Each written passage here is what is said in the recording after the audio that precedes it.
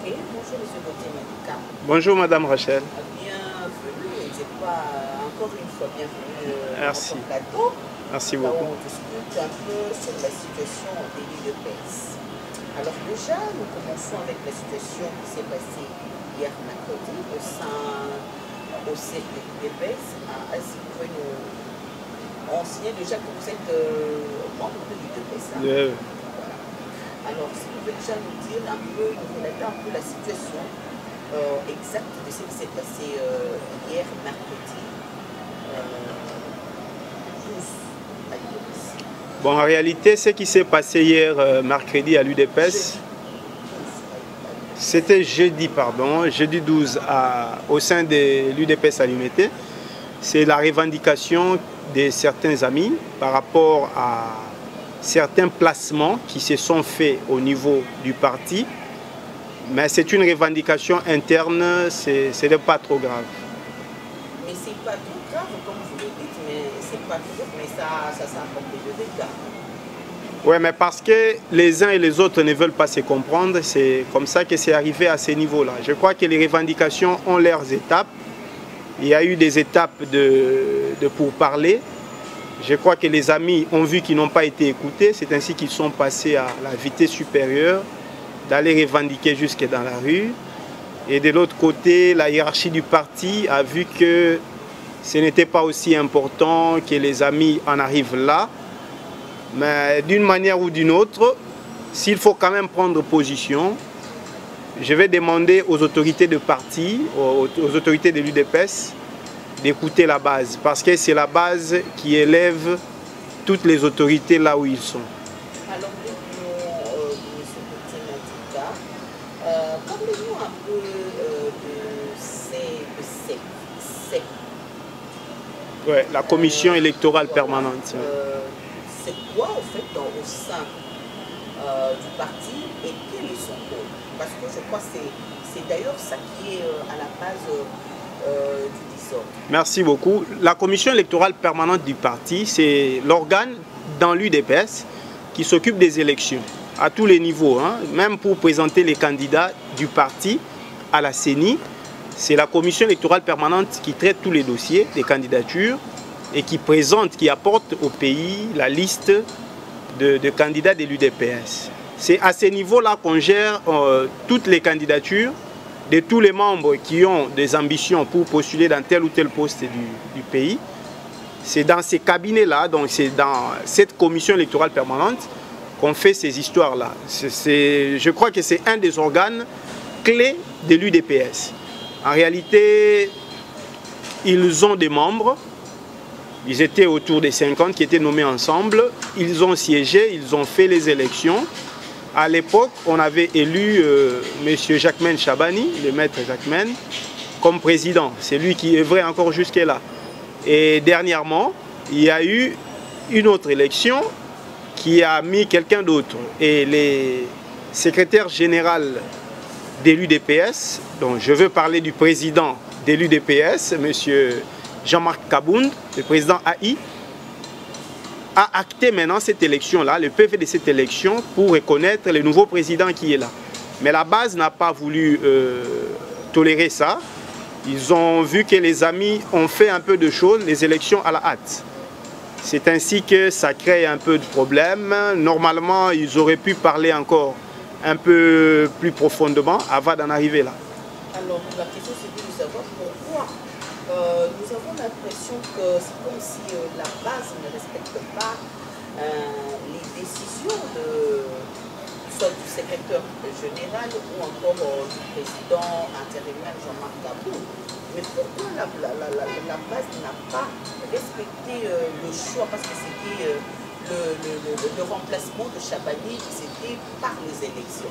Alors, qu'est-ce qui a fait que ces combattants ne respectent pas les dirigeants? C'est vraiment inconcevable que les combattants, la base, ne respectent pas le point de vue ou bien les décisions des dirigeants. Ça, c'est inconcevable. Si c'est vraiment vrai, comme ça, ce que vous dites, alors c'est des lacunes. Nous sommes en train d'analyser au sein du parti, hein, je parle en tant que membre du parti, c'est ma maison. S'il y a des petits problèmes qui ne marchent pas, il faut les laver.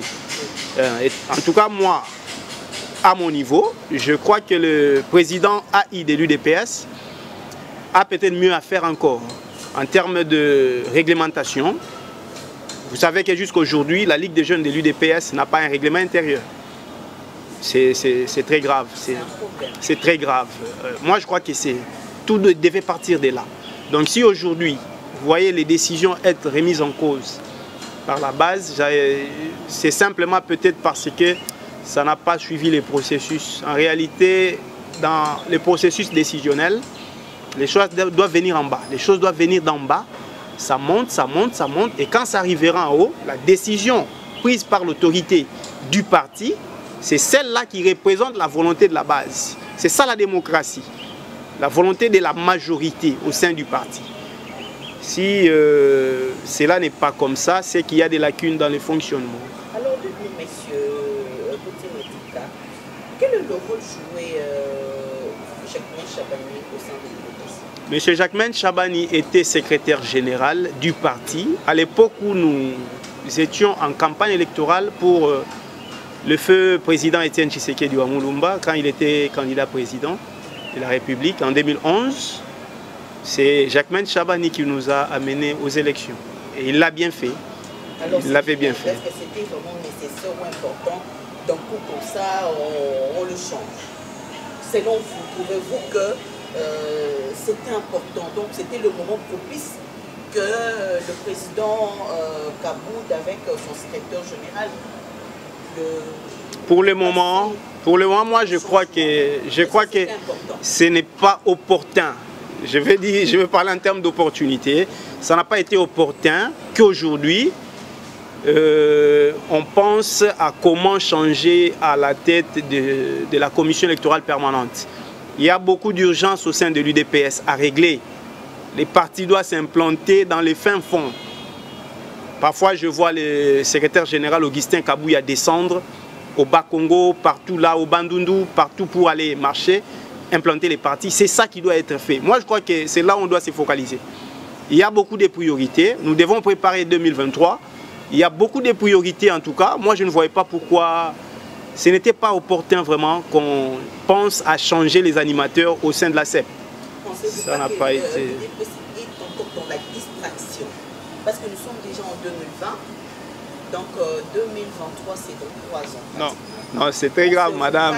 Je suis de l'UDPS. L'UDPS est encore dans la distraction. Je suis moi-même d'élu. De faire les plantations, être partout en RDC et vous êtes là en train de vous chamailler. Madame, si nous parlons, c'est parce qu'on veut que ça change. C'est parce que ça ne sera pas comme ça. L'UDPS n'est pas dans la distraction. Au contraire, ceux qui sont ailleurs, ils pensent venir nous distraire, mais on ne se laissera pas faire. C'est pour ça qu'on est là. C'est pour ça que nous passons pour analyser et échanger. Il n'y a pas des infiltrés. Ce n'est pas un bon mot qu'il faut dire. J'ai même suivi le secrétaire général Augustin qui qualifiait de Bado et de Banamumbele. Les autres, ce n'est pas bon. Là, ce n'est pas intéressant. Il n'y a pas des infiltrés à l'UDPS. Nous sommes membres de l'UDPS, nous tous. Non, on n'est pas dans la distraction. Il suffit de bien canaliser les choses et dans peu de mois, on peut bien régler ça. Alors, nous, aujourd'hui, il y a le combattant qui exige le départ de Jean-Marc Kaboud et Kabouya. Que pensez-vous? Non, ça ne devait pas normalement être comme ça parce que c'est... Madame, là où sont les hommes, c'est comme ça. C'est ça les péripéties de la vie. Et surtout pour une société comme l'UDPS, je crois que ce n'est que normal qu'il y ait des péripéties que nous sommes en train de voir là. Mais je crois que c'est des choses qui vont se régler. C'est des choses qui vont se régler au sein du parti. Les linges, ça, c'est là en famille, dit-on. Tout le monde va se parler et on aura un langage commun. Alors, dites-nous un peu, donc, avant de poser la dernière question, là, je vous demande, puisque vous avez déjà épinglé cela, et un secrétaire général d'un grand parti comme l'UDPS qui parle de ses combattants, il le traite de ballons. Ça, c'est intolérable. Comment jugez-vous le propos de Jean-Marc Kabou? Et puis, c'est à la radio. C'est inconcevable. Je ne suis pas d'accord avec ça. Monsieur Kabouya, il était à la base, comme nous tous. Il est aujourd'hui là où il est à cause de la base. C'est la base qui l'a élevé là où il est. Monsieur le président Kabound aussi était à la base. C'est la base qui l'a élevé là où il est. Donc tenir des propos du genre le Bado, le Banamumbele, on n'est pas d'accord avec ça. Il faut qu'on respecte aussi la base. Alors, il nous reste deux questions. Alors, essayez un peu, vous ne trouvez pas que il est temps que l'UDPS convoque le Congrès pour essayer de restructurer le parti, c'est-à-dire voter un nouveau président, parce que le président Félix Tshisekedi, c'est maintenant le président de tout le monde, il n'est plus de l'UDPS.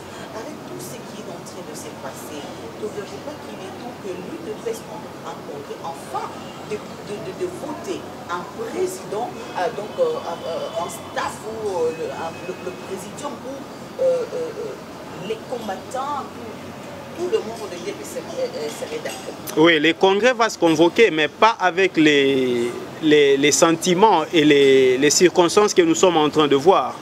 Les partis ne se gèrent pas avec les humeurs. Nous devons gérer les partis avec le texte. Les textes prévoient déjà ce qu'il faut faire pour convoquer le congrès. Je crois qu'en fonction de ça, il y aura quelque chose qui sera fait dans ce sens. Alors, pour shooter, parler de l'UDPS, il y a un phénomène ou encore un constat. Parce qu'aujourd'hui, on n'arrive plus à positionner l'UDPS. L'UDPS, c'est un parti au pouvoir. L'UDPS, c'est un parti de l'opposition. Parce que tout ce que l'UDPS fait, ces réactions, touche directement la population, paralyse la population. Comment ça, ça paralyse la population? Bien, parce que déjà, je vous dis que hier, c'était vers 13-14, c'était pratiquement impossible de passer sur le boulevard. Je comprends. Le boulevard. Ouais. Donc c'est toute une nation qui est touchée quand l'UDPS se lève. Alors dites-nous, l'UDPS aujourd'hui, où on peut placer l'UDPS? Il est dans l'opposition et où il est au pouvoir? L'UDPS est au pouvoir avec les peuples. Et n'oubliez pas, on est en triangle. Hein. Il y a la base et puis il y a les sommets, dans un triangle. La base, c'est ça l'UDPS base, le peuple. Et au-dessus, il y a l'UDPS qui gère. Nous formons un seul corps. S'il y a des revendications qui sont à la base, ça remontera jusqu'au sommet pour être résolu. Moi, je suis sûr que les dérapages du genre, déranger la circulation à Limité, ont été résolus. Je crois que ça n'a pas pris beaucoup de temps, hein, pas au-delà d'1 heure de temps. Et l'UDPS qui a résolu ça, c'est l'UDPS qui est au-dessus. C'est-à-dire qu'il y a la tête qui conduit, les choses de l'État doivent continuer à exercer. Ça, on n'a pas toléré pour voir que pendant 1 heure de temps, mais ça n'interdit pas que la base, il n'y a pas que l'UDPS.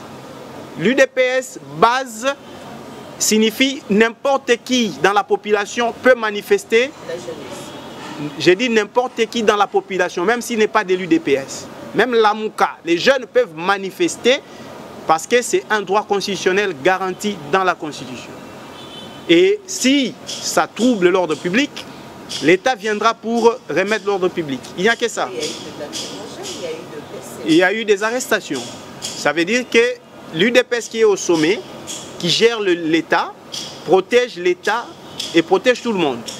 L'UDPS qui est à la base, qui considère qu'il y a des revendications à faire, elle doit faire des revendications en respectant aussi le droit des autres. Je crois qu'il y a un équilibre là-dessus.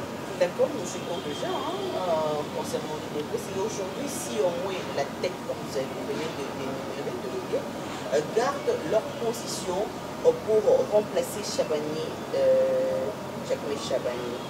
Alors, pensez-vous pas que cette histoire pourrait encore se répéter vous ne trouvez pas qu'il est temps de sensibiliser, par exemple, encore de parler à tête reposée, base et le chef, ceux qui chapeautent l'UDPS pour arranger la situation, leur donner la personne qu'ils veulent. À l'UDPS, on a une manière avec laquelle on communique avec les uns et les autres. Moi, je suis sûr que ce qui s'est passé, c'est un langage que la base a donné aux dirigeants du parti. Et les dirigeants du parti ont également entendu. Nous sommes habitués à ça, madame, ne pensez pas que c'est aujourd'hui que ça commence. J'ai commencé à vivre ça à l'UDPS il y a très longtemps. On sait comment on s'écoute et le problème sera réglé. C'est un problème interne, ça n'a rien à voir avec les institutions, ça n'a rien à voir avec la politique du pays.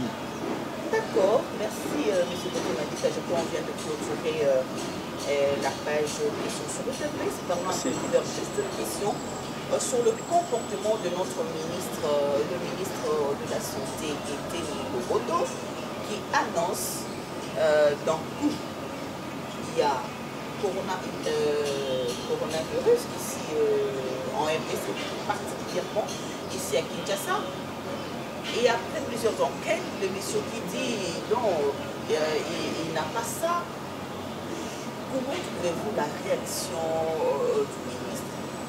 Comment voyez-vous ces vents de coronavirus qu'on prétend dire qu'il y en a, c'est déjà ici à Kinshasa? Madame, on a un seul répondant sur la santé publique en République démocratique du Congo. Si aujourd'hui, il y a une crise de santé en République démocratique du Congo, dans la population congolaise, il y a une seule personne qui est qualifiée pour répondre à toutes ces questions-là. Ce qu'il a dit, il nous met en alerte. Je crois qu'il nous sera plus profitable d'être en alerte que de dormir et croire qu'il n'y a pas coronavirus ici. On vient déjà de déclarer 2 cas. Et lui-même continue. Moi, je crois que ce qu'il fait là est plus bénéfique pour nous, le peuple. On sera en état d'alerte que de croire qu'il n'y en a pas, dormir, parce que les Chinois également ont négligé quand c'était au début, et vous avez vu les conséquences. Et je crois que le ministre Eteni n'a fait que prendre ses responsabilités devant l'État, de protéger la population. Vous savez qu'ici, on est très entassés. Hein? On est très entassés, nous sommes nombreux. On doit faire très attention. Quand déjà on nous dit qu'il y en a, ça s'annonce, prenez vos gardes. C'est beaucoup mieux que ça entre, ça qu'on nous le dise. Il y a pas très longtemps, s'il vous plaît, il n'y a pas très longtemps, on avait des ministres ici au pays, des maladies ravageaient déjà des gens, mais les ministres bouffaient l'argent et ils disaient qu'il n'y a rien. Je ne vais pas citer le nom, hein, moi je parle. On disait qu'il n'y avait rien.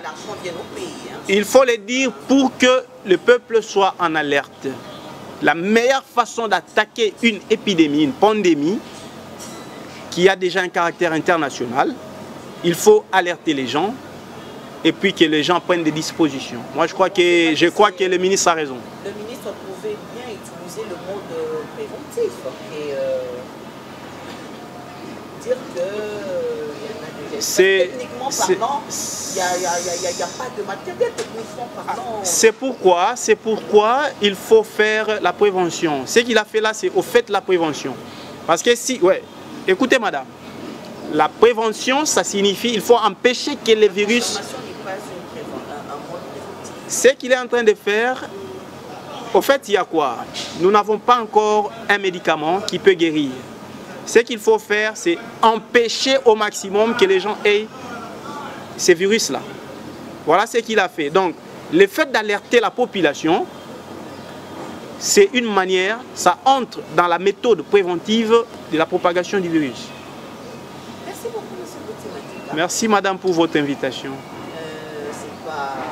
crois qu'on aura encore le temps de vous inviter à chaque fois qu'on aura le sujet politique. Merci. Merci. On ne m'a pas donné les mots de la fin.